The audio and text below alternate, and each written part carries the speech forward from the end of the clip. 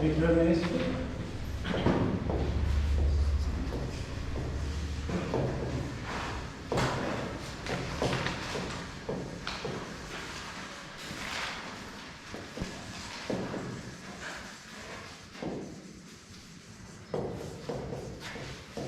Deterministic seismic hazard assessment, in short we call DSHA, and I have given you different steps of DSHA.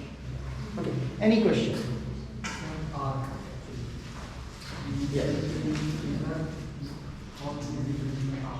Distance. Okay. So there are different ways of representing R. Suppose this is the ground surface. Here the fault is occurring, and here is your site. So depending on what information you have, you can calculate. First of all, if epicenter is here, you can take this distance. Sorry, hypocenter.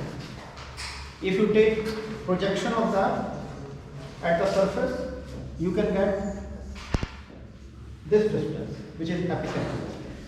Okay. You can take normal distance from here, shortest distance from the fault, perpendicular. Generally, this much information is not known. Okay. What we know is only surface projection of the fault. Like the tutorial problem I have also given you, there you can see either the faults are represented by lines. So many cases you have just the surface projection of the strike. Okay. Sometimes you can have surface projection of the whole plane of the fault. So depending on what information is available, you can take the shortest distance from here. This distance is, in most of the cases, used as the measure of distance. But different measures of distance are possible. Okay. And it's not true that this is best correlating the intensity at a distance r from the magnitude. Okay. So because we do not know which distance exactly correlates that. Okay. So different attenuation relationships, different regressions people have done with different distances. So whenever we are using any regression relationship, any attenuation relationship, we should know which distance they have used in that regression. So that same distance we are using while using that equation as predictive relationship for future seismic hazard assessment. Okay. So you will find that in different attenuation relationships, different definitions are there. And I have given you the simplest type of attenuation relationships.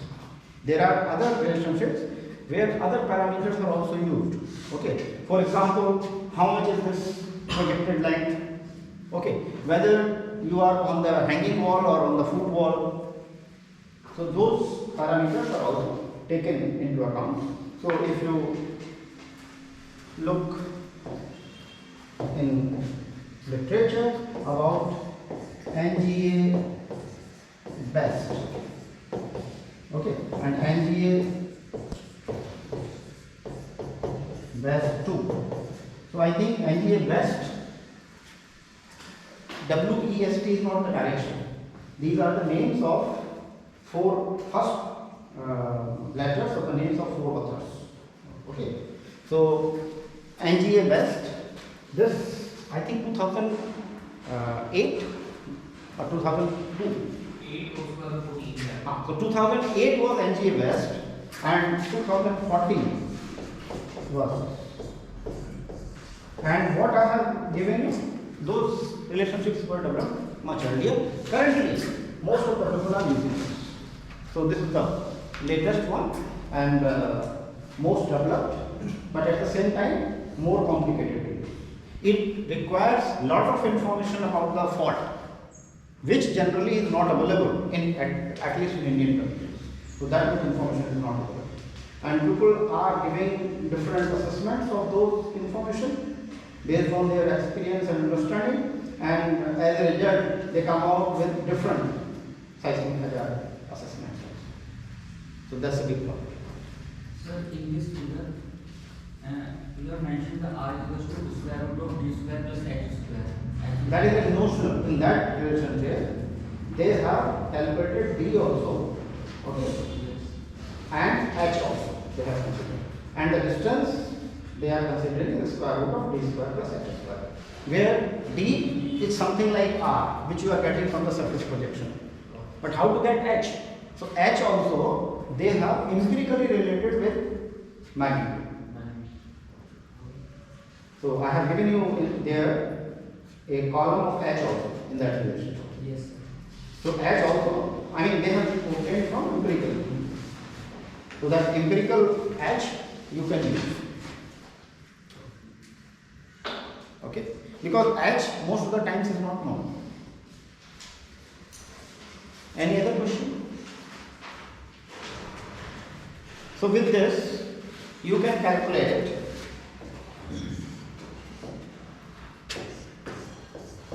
PGA, which is actually EPGA at a site, if the faults in the vicinity of that site are known, characteristics of the faults are known, you can calculate EPGA. Then from EPGA, you can develop the design response spectrum.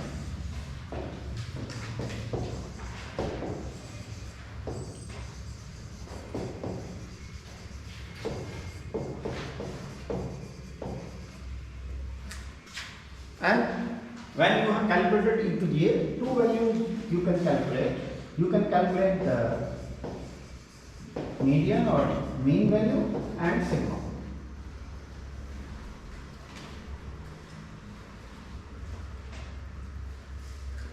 Then response spectrum, you have to simply multiply that shape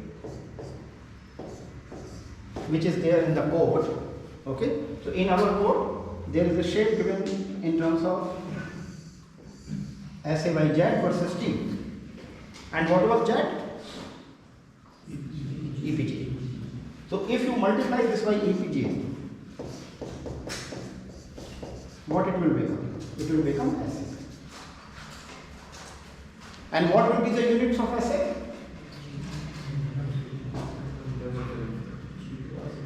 Same, which are the units of EPGA. So in whatever units you have calculated EPGA, those expressions which I have given you, those calculate EPGA in units of G.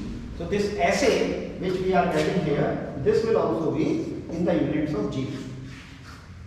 So you can see that SA by Z is a factor. So whatever unit of SA you take, same unit of Z you take, you will get ratio. So SA by Z does not have any unit. So when you multiply it by EPGA, it will become SA, and units of SA will be same as that of EPGA. In whatever units you are, if you are substituting EPGA in gas, there may be some attenuation relationship which gives you EPGA in gal. Okay, so you can use that. And you can plot the median curve. You can plot similarly median plus 1 sigma.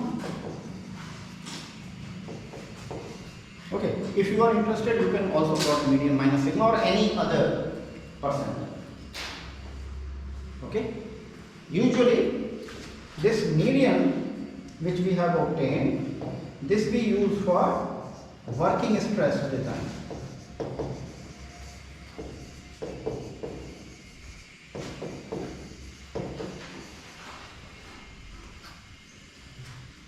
Okay, and median plus 1 sigma we use for limit state.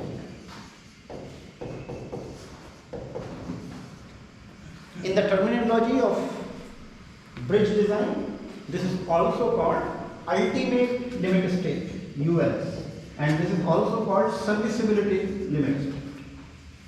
So when you are designing, when you are considering earthquake corresponding to serviceability limit state or working stress design you are using, and this ratio is roughly 1.5.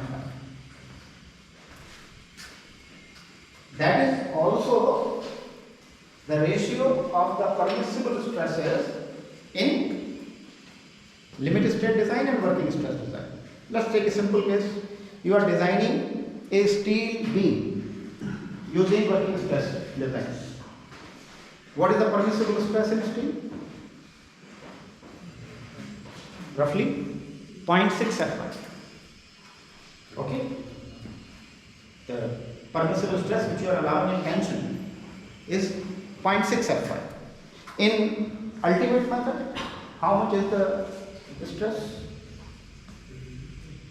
which you are allowing? Fy? No. Look at IS 800. It is Fy divided by partial factor of safety. How much is that partial factor of safety? Of the order of 1.1. So Fy divided by 1.1, how much it becomes?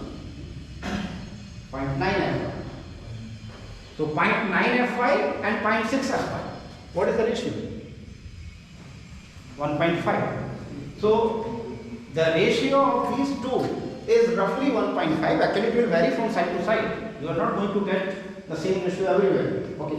But approximately it is in the range of 1.5. The ratio which you have between median and median plus sigma. Okay. This we use for working stress. This we use for limit stress. Okay. And where we are considering this 1.5 in our code? In the load factor. If you recall the load combination for working stress, what is the factor for earthquake loads in working stress design? 1. And limit state design? 1.5. If you look at American code ASC 7, there the load factor for the limit state is 1, and for working stress it is 0.67. So there also the ratio is 1.5. Okay, but the response spectrum which is given in their code is corresponding to median plus sigma. What is given in our code is corresponding to median. Okay, so the Z value which is given in our code is corresponding to median value. Okay, that's why we use it directly for working stress design and we multiply it by 1.5 for limit state. Okay, so you can do that. Similarly, there is a shape given in Eurocode. You can look at Eurocode, copies are available. You can see those and look for the shape there also. So similar shapes are given here also. Okay, they are given for earthquakes less than magnitude 5 and for earthquakes greater than magnitude 5, and then for different soil site classes, different shapes are there. You can choose the appropriate shape from there, multiply by EPGA, you will get the response. Design response. Okay. Alternatively, you can also get a smooth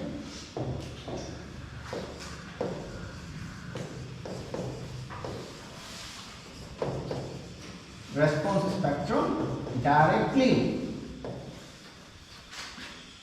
from regression.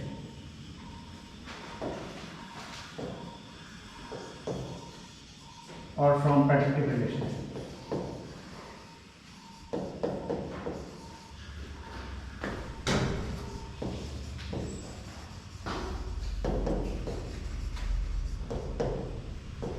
In this case, we plot SA versus T at different periods.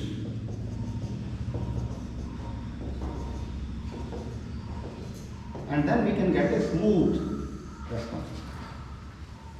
I have shown you this, the relationship by Wood, okay, where same equation but different values of factors B1, B2, B3, etc. You can develop this also. And again, this also you can develop for mean and mean plus sigma. If you add sigma, it will become median plus sigma.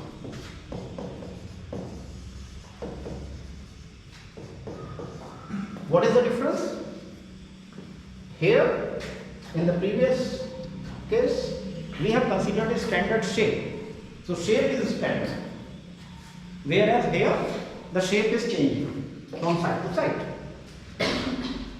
Shape is not standard. Shape will vary. And in reality, the shape varies actually. You will not get that standard shape. That standard shape is giving average condition. Okay. So to take this into account, AC7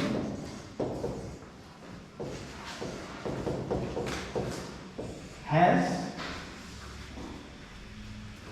a method which is somewhere in between. And what it does, it calculates the value of SA at 0.2 second and call it SS, spectral acceleration corresponding to short period. The short period is 0.2 second. And then it calculates the period corresponding to 1 second and call it S1. And then the response spectrum is plotted using this value of SS and S1. So the value of SS corresponding to 0.2 second, it is taken here, that is the value. SS over 2.5, that is considered as epigean. This is SS, and then whatever is the value at 1 second, from there a curve is plotted as S1 over T. And where these intersect, this becomes your corner period. Okay, this we call corner period. So let us say this is TA, this is TB. Okay. What is the term corner period? These are called corner periods of response spectrum. Where you get a corner in the response spectrum. Where you get the corner? Where two curves are intersecting each other. So here we have an increasing spectral acceleration, then we have flat, so we get one corner here, another corner we get here. We get one more corner which is long period. So this is either set TL or TC. So this is called long period corner period. Okay, TL. Beyond that, it is proportional to 1 upon TC. So displacement control. Okay. So what you need to plot? You need SS, S1. In addition to that, you also need this TL. Then you will be able to plot the complete response spectrum as per ASC7. So they have provided contours to obtain TL also in different parts of the country. So TL is also obtained from regression. So how to obtain TL?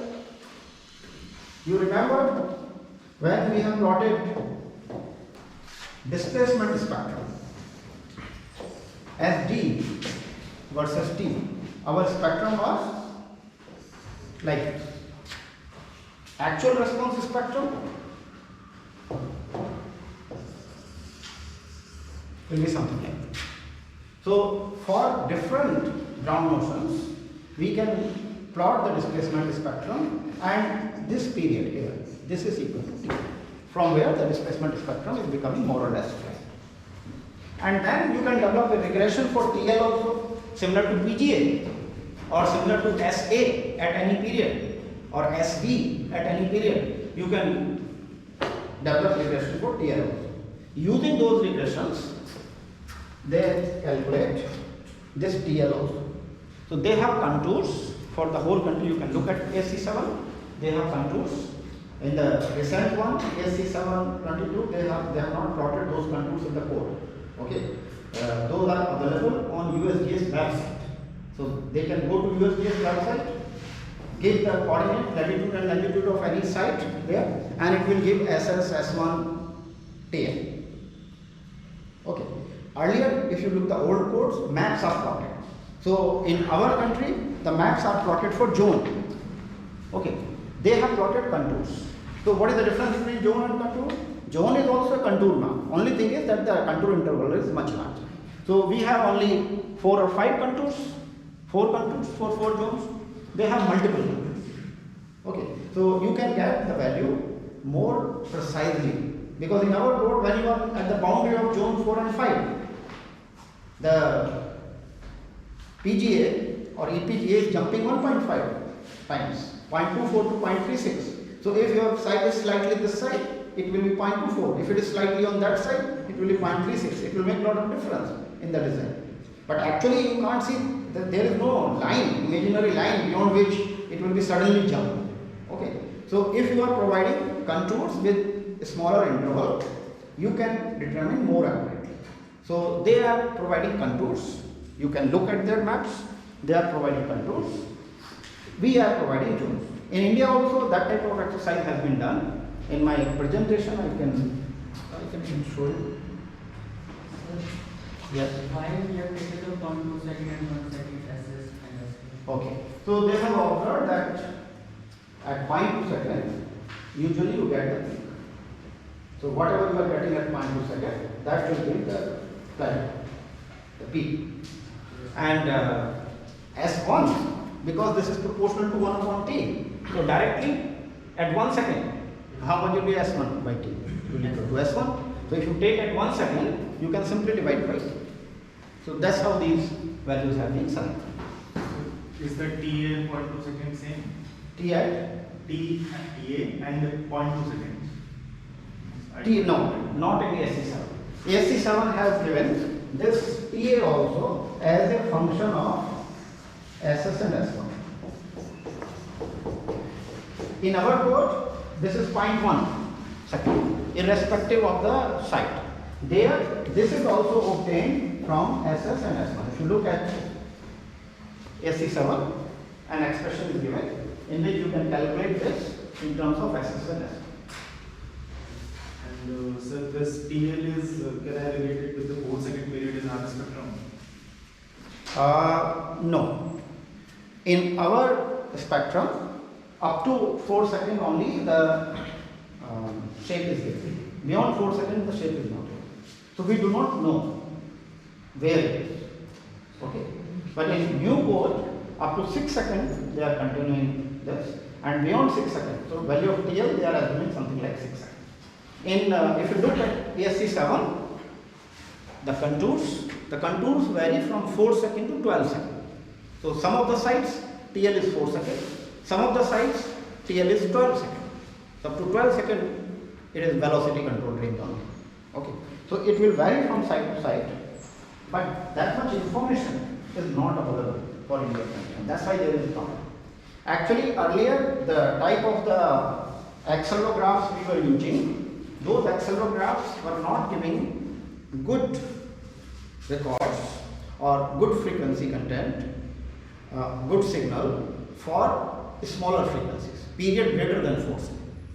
So that's why beyond that, the accelerogram which we were getting, if we were plotting response spectrum for that response spectrum beyond 4 seconds was not reliable.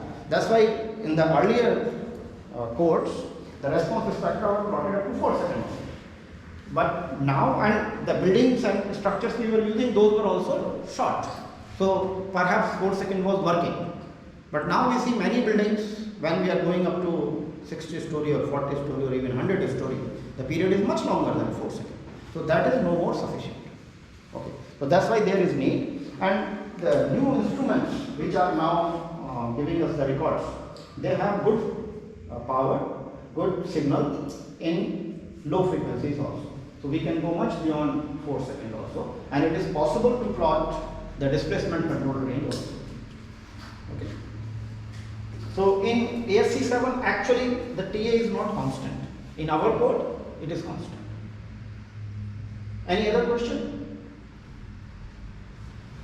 So using this you can plot the response spectrum either using the standard spectral shape of the port or the smooth response spectrum which you are obtaining from the attenuation relationship, from the regression relationship for assay values at different periods.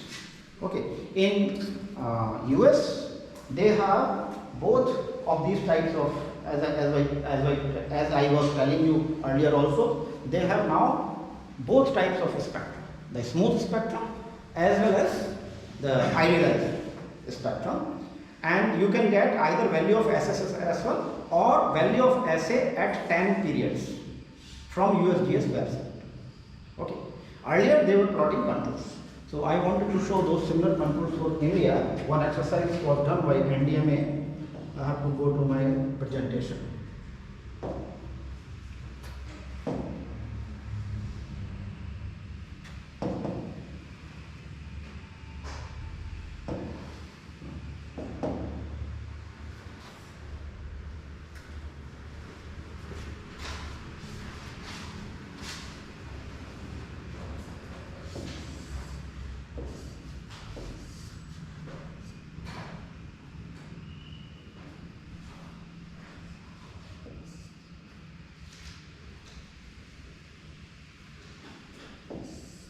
So this is the shape in Europol. Okay. No, sorry, ASC7. And similar shape is also there in Europe. Okay. They are calling this as TD. And AG here is actually the EPGA. So EPGA they are representing by AG. So this is the shape, you multiply it by AG, and S is the site factor. I will come to that later. The effect of site they are considering through S. So we will talk about this slightly later. So AG you multiply by the shape. This is the standard shape. So here our code is giving 1. So 1 into S, the site factor. Okay. Our code for different sites keeps it different site classes. Site class type 1, 2, 3. Okay. It keeps it at 1 only. But here they are multiplying that also by S. So 1 into S becomes S. This will be 2.5 times S. Okay. And then the velocity control rate and the displacement control rate.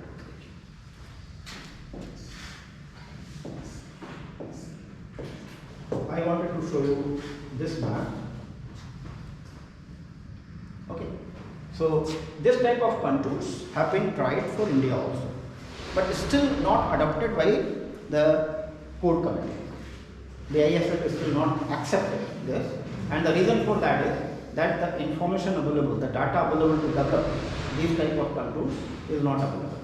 So they have used an approach which is somewhere in between. So again, even when the new code is coming, there are no contours, still there are zones, but the number of zones have been increased.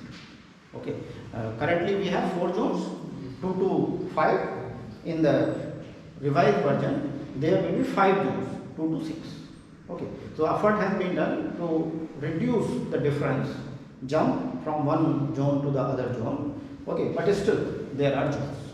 Whereas in all other codes of the world, including Nepal, we have this type of contours. So where contours are there. So you can see if these contours are there, you can calculate the EPGA more accurately.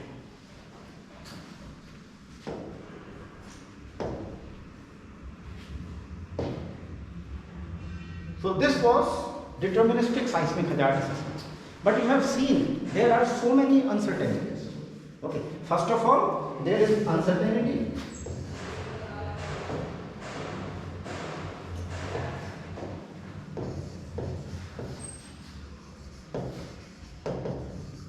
Uncertainties in DSP. First of all, about source characteristics.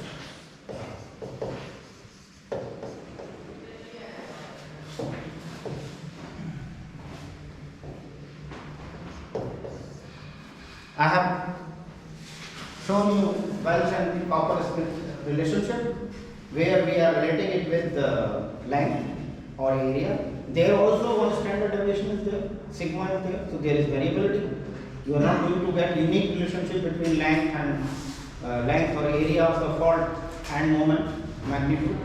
Okay, so that is also uncertain. Then there is uncertainty in source to site distance.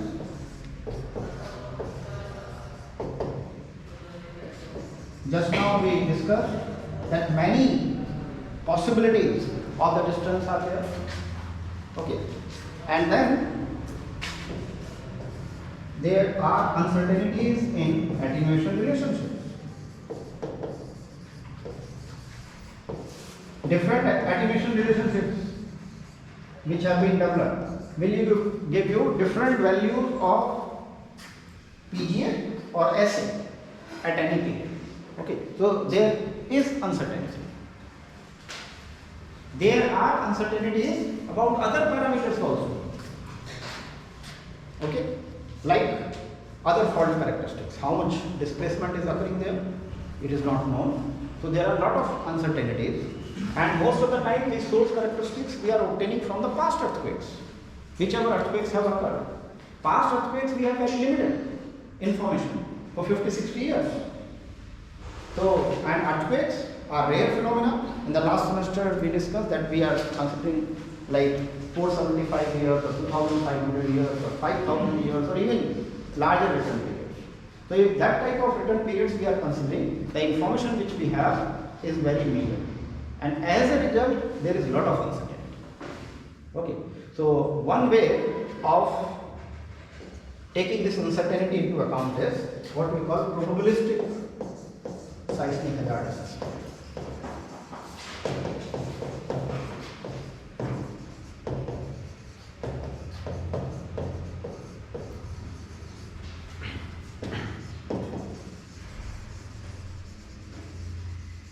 So here we consider various uncertainties or variables.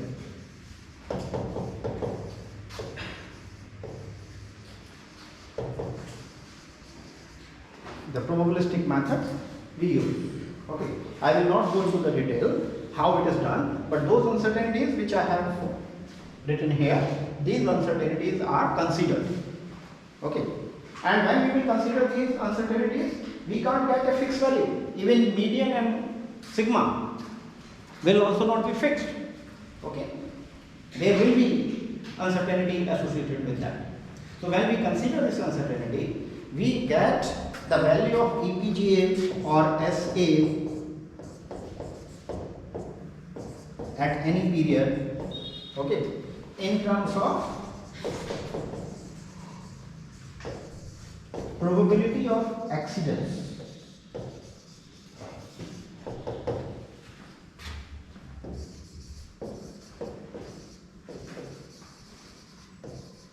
You can think it like this, that what we do, we consider the magnitude of the earthquake and then different possibilities of magnitude. We consider a probabilistic variation, maybe in log normal distribution or some other distribution we consider for magnitude. Similar distribution we consider for distance. Okay, similar magnitude we consider for the site class. Okay, and so on, and we combine those. So rather than considering unique value of magnitude, we are considering a probability distribution of magnitude. Similarly, rather than considering a single value of distance, we are considering a probabilistic value of distance. Okay, a probability distribution. And when we combine those, we have to perform a large number of analysis in different combinations, and then in how many cases it is exceeding. Okay, if we consider that, we will get this probability of accidents, and this probability of accidents is expressed as either 50% probability of accidents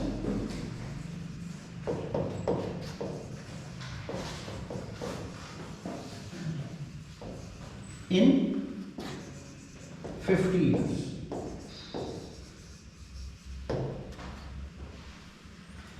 Okay, so which has 50-50 chances. That means quite good probability that it will occur during the lifetime of the structure. Okay, 50 years we consider lifetime of a normal structure, a normal building. In case of bridges, we consider it 100 years. But in case of a normal building, we consider it 50 years. So for a normal structure, there are 50% chances of occurring. Okay, and this corresponds to average return period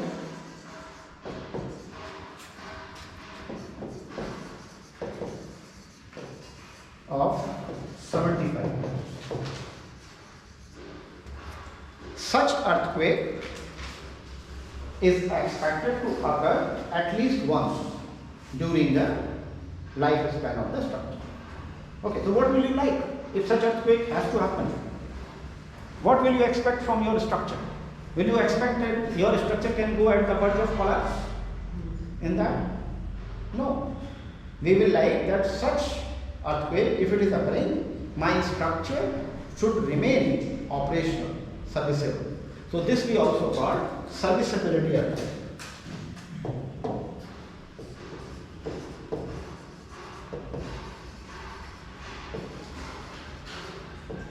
Serviceability earthquake.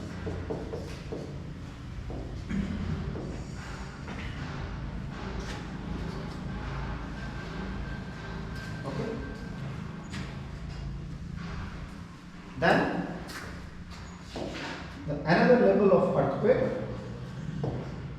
which we consider here, that has 10%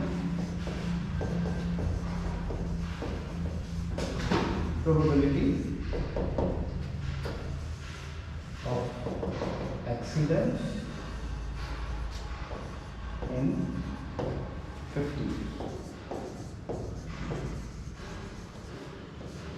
The average return period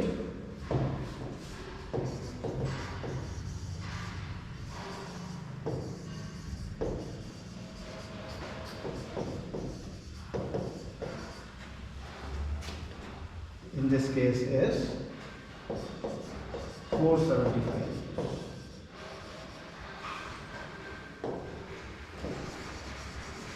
And this earthquake we consider usually in our design. So this is also called design basis earthquake.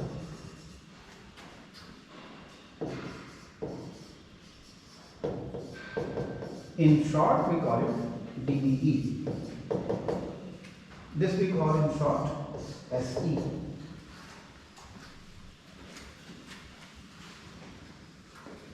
Okay. Then another earthquake level of accident, another level of probability, which is very commonly used, is 2%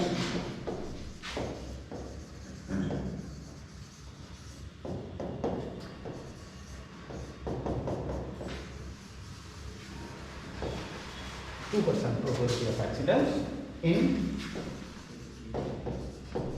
50 years. And this has an average return period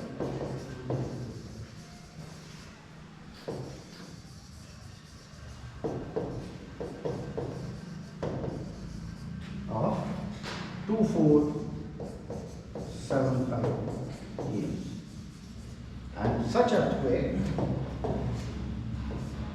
we consider as the upper limit which we are expecting in a region or at a site. Okay, so upper limit. Statistically, there cannot be an upper limit. Okay, larger than that are also possible. Okay, so we associate it with sufficiently rare probability. Now, what is rare? That will vary from phenomena to phenomena. Okay, 2% may be rare in case of earthquake, may not be rare in case of flood or wind. Okay, so this varies from phenomena to phenomena. In case of earthquake, conventionally, 2% in 50 years is considered to be a rare earthquake, okay, which we consider as the maximum earthquake which our buildings should survive, which our structures should survive without collapse. Okay, and this we call maximum considered earthquake. the earthquake which we are considering to be maximum for our structure.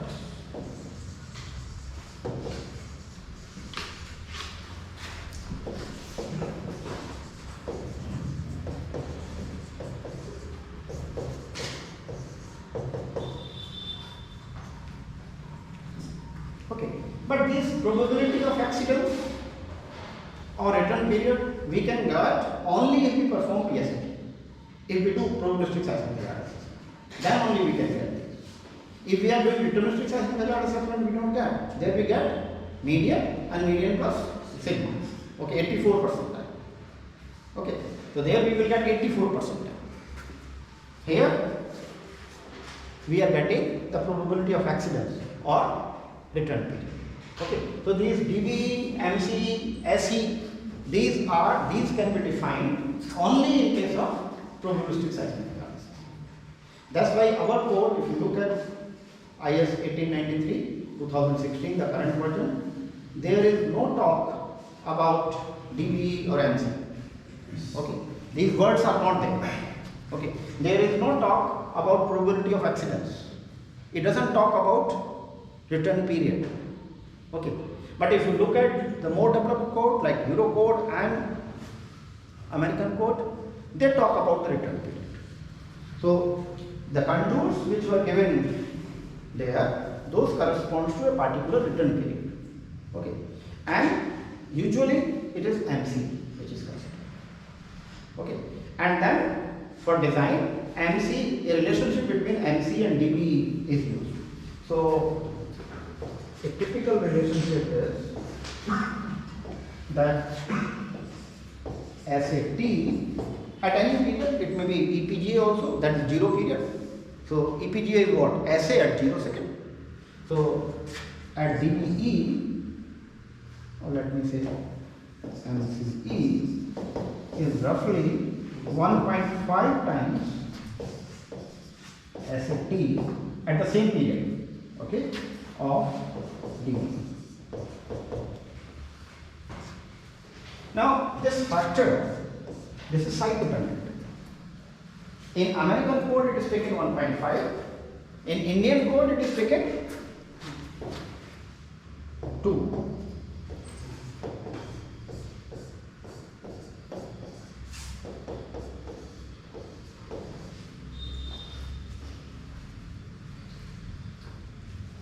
Okay, this will vary. India also and in US also there are studies where they have shown that activities vary. Okay, in India, if you will actually calculate it from site to site, it will vary. Okay, and then SAT at DBE is roughly 1.5 times SAT at SE.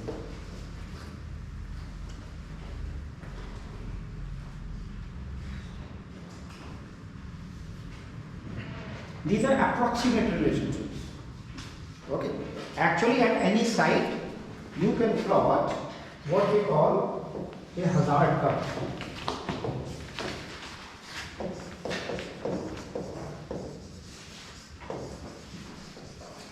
In this hazard curve, at one end we have this assay at any given period, okay, and on the other side we have lambda. This is the probability or annual probability of accident or annual rate of accidents, any form, this is probability.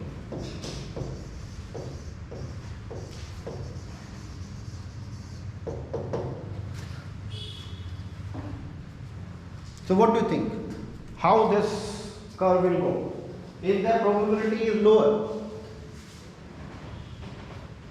the value of assay lower means rare earthquake. So probability of occurrence is lower, assay value will be higher. And when the probability becomes lower, okay, the value of assay, as the probability increases, value of assay will decrease.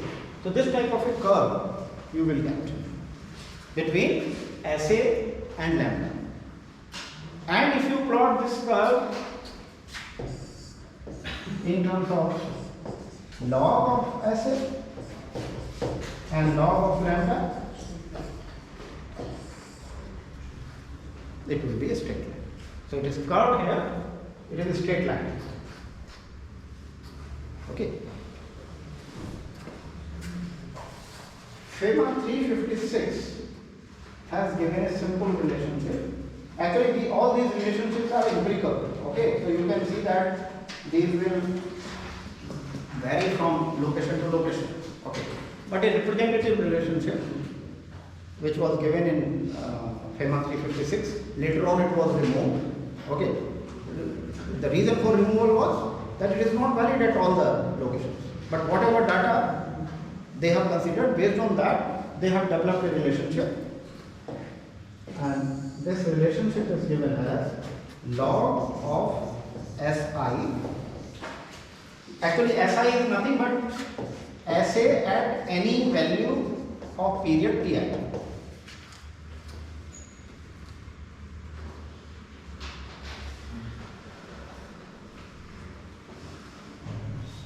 Now, 10 by 50. Yeah, and it is corresponding to any probability of accidents or any return period. Okay, this is equal to log of SI, that means at the same period, corresponding to 10% probability of accidents in 50 years, means DBE, plus log of SI 2% in 50 years minus log of SI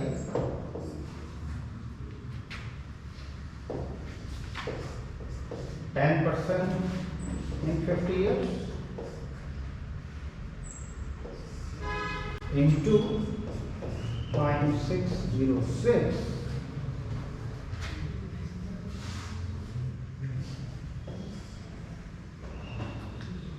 log of PR. PR is the return period minus 3.7. So here SI I explained you, and this SI on the left hand side corresponds to an average return period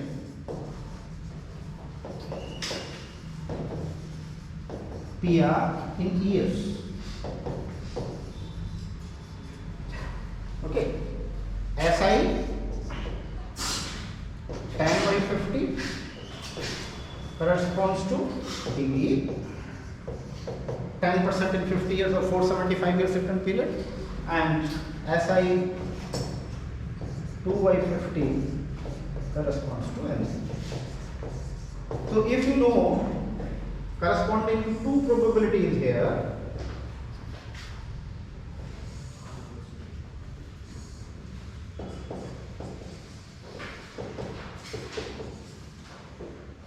no, ulta hoga,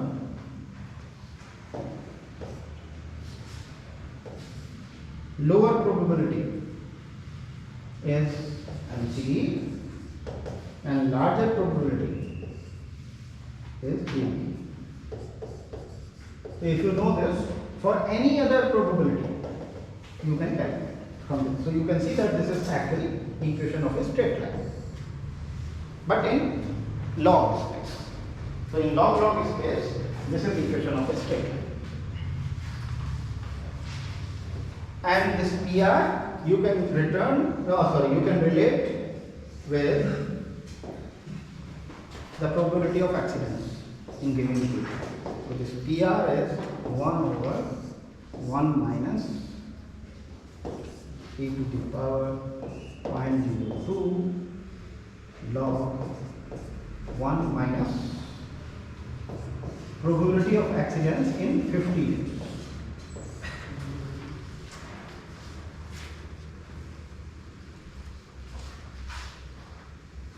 For example, there is one more level of earthquake which we commonly use, which we call maximum earthquake, not maximum considered earthquake, maximum earthquake.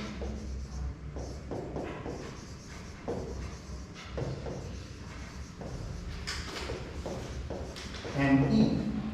Okay, and it has 5% probability of accident.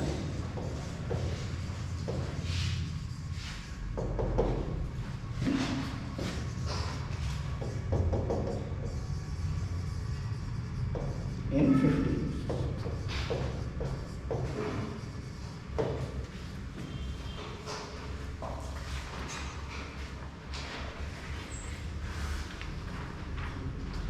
Okay.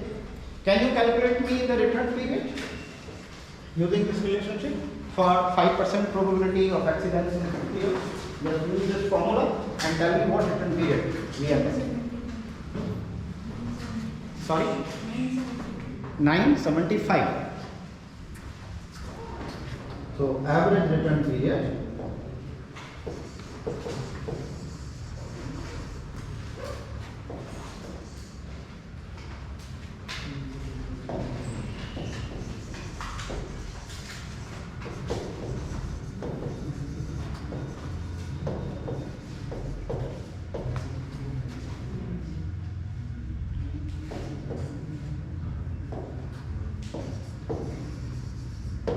thousand years roughly.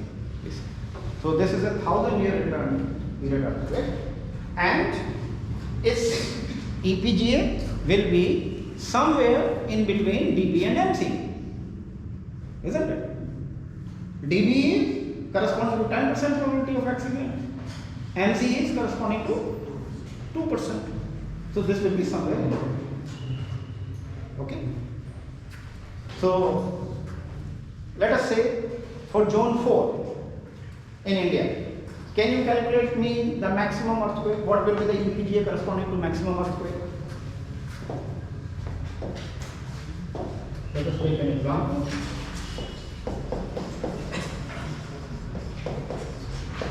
Calculate EPGA or JAD for ME in zone 4. So first of all, Indian code does not define DB and MC. Okay. So generally DB and MC are defined in case of PSHA. Our code does not do PSHA. But a correspondence is used, okay, where the MCE is considered as the median plus sigma.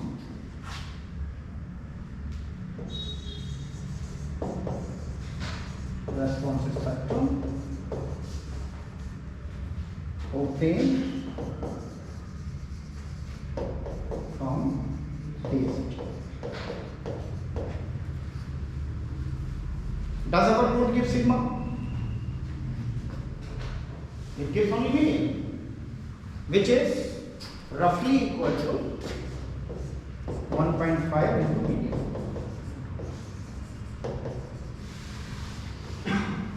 That is 1.5 into Z. And I have given you the relationship between DB and MC.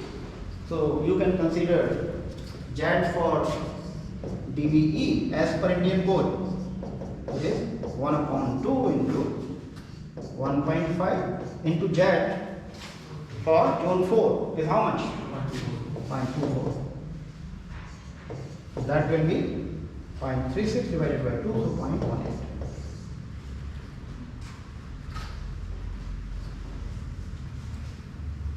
So can you calculate the Z for ME using this relationship?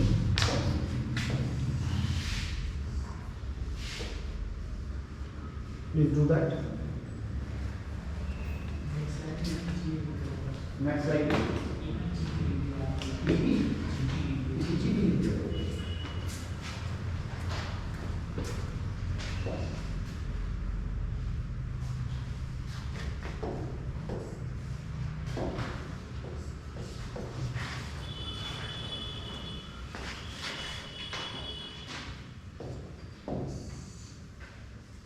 So using this relationship, please put the value and calculate SI.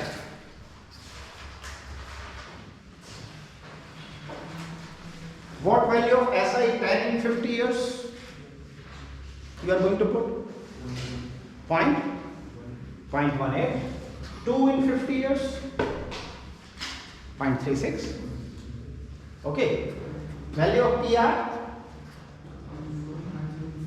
PR? 975 years. Do that, you will get SI.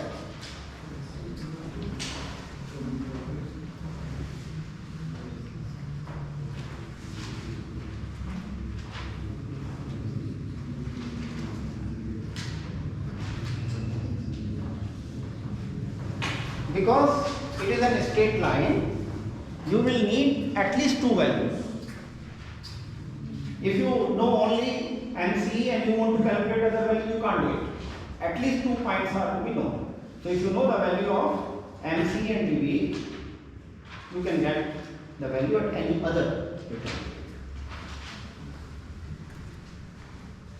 And this is true for any spectral ordinate. Means corresponding to any period you can calculate.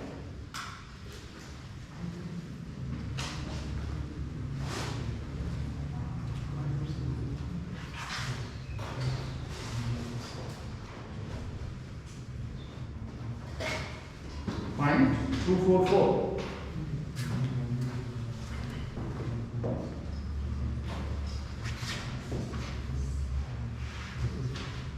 So Z corresponding to an E is 1, 2, 4, 4. Okay, you can see that it has to be in between 0.18 and 0.36. So we were expecting somewhere in between. So appears to you, but others can also check.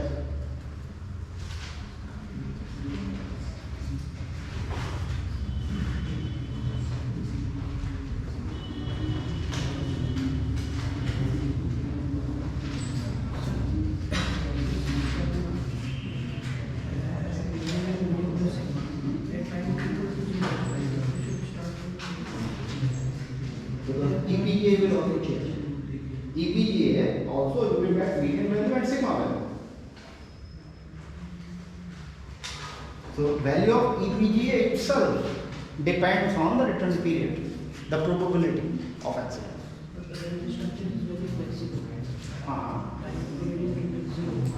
Then we are certain about EPGA. Then we know the value. it is corresponding to our uncertainty curve fit. It has nothing to do with the structure. For any given period, if you perform regression, you will get different value. If you record, you take past earthquake records for any given period, okay, you will get different values. So out of those different values, you can get the mean and you can get sigma. So any of these values on the whole response spectrum, any of these values when you will determine, you will get mean as well as sigma. For example, that relationship, that good relationship I have given you, it is PHG, okay, peak horizontal acceleration, and in peak horizontal acceleration itself, sigma value is given. So if you add that sigma, it will become mean plus sigma of PG. Similar sigma value are for other ordinates also. That big table I have given you from Kramer's book. So there you have seen that sigma value for each period is given.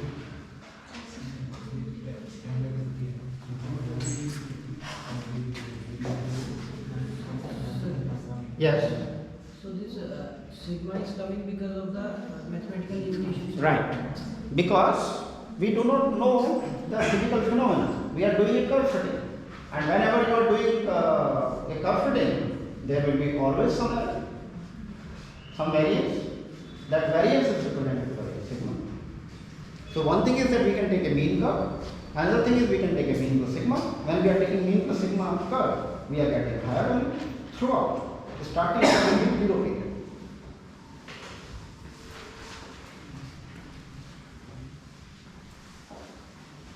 Okay, so everybody has got this 0.244. So now you can plot the response spectrum also, corresponding to maximum concentrated earthquake. So for example, in case of design of nuclear power stations, okay, we don't use dB, we use ME. Okay, so there if you want to calculate ME, you can calculate it like this. Then ASTO for design of bridges uses 7% probability of accidents in 100 years, not in 50 years.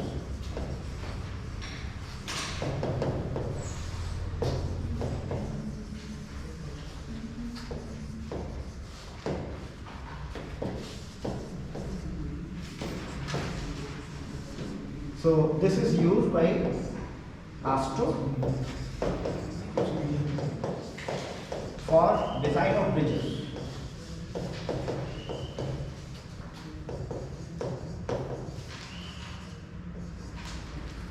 Can you calculate this value? Z 7% in 100 years. If I have to use, let us say, Indian code again for zone 4 for design of bridge. Okay, what value of Z I should use?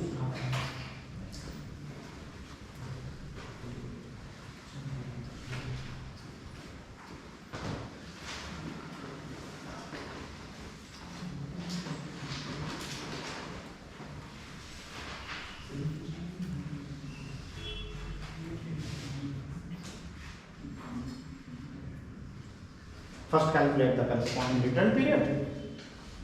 Put that return period in the equation which we have just used.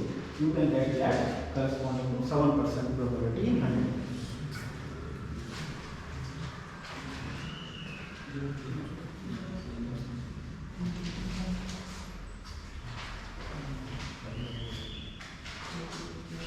What is the return period you are getting?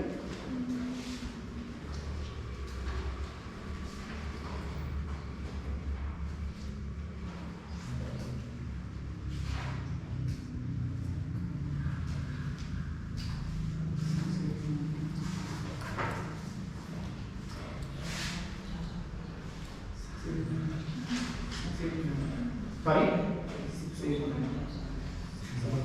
689. Okay.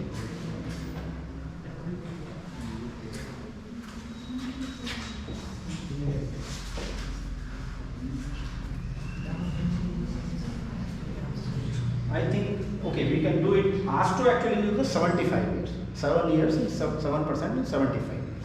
Okay. So ASTRO actually is using 75 years, but no problem, we can continue with 100 years. We are doing just an example. Okay. So if I want to do it for 7% in 100 years, I can use 689 years average return period. So corresponding to that, return period is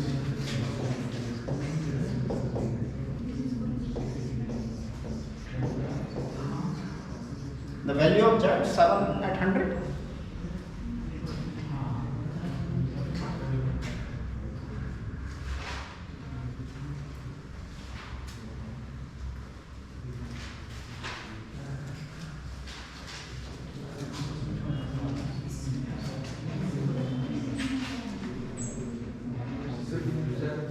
Yes.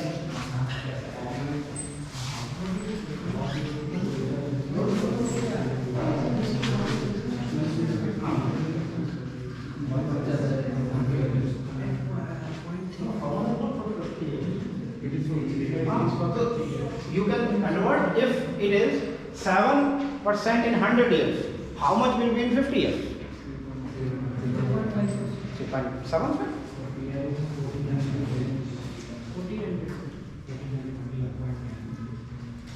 PR is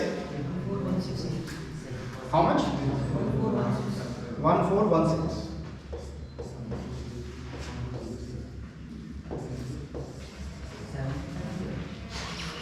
No, we are doing for 100. But I corrected that ASTRO does not say 7% in 100 years, it says 7% in 50 years, sorry, 75 years. So what I mean to say, you can define any probability of accident during the service life of the structure, and you can choose any service life of the structure. So ask to consider service life of the bridges as 75 years.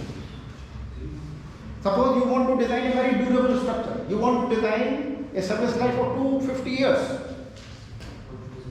Okay, and you want to consider the probability of accidents 2% in 250 years.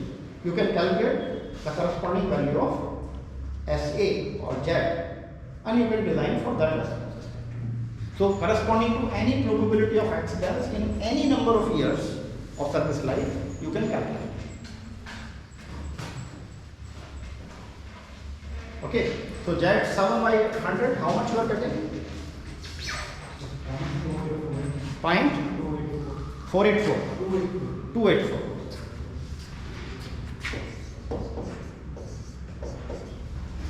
So like that, you can calculate. If you know two values, any two values, suppose I give you the serviceability earthquake value SA or Z corresponding to serviceability earthquake and MC. Then what you are doing? Suppose I give a twist to this problem, and I give, let us say, Z corresponding to MCE, I give you 0.36 G, and I also give you Z corresponding to serviceability earthquake.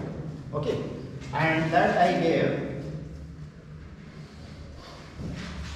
let us say, 0.16 G. Suppose I give you this at any location. These are the values of Z, and then I ask you to calculate Z 7 by 100. What will be the steps? How the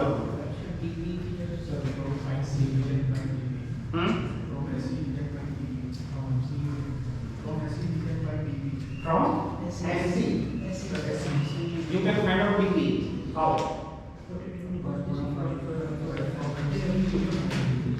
So in this equation,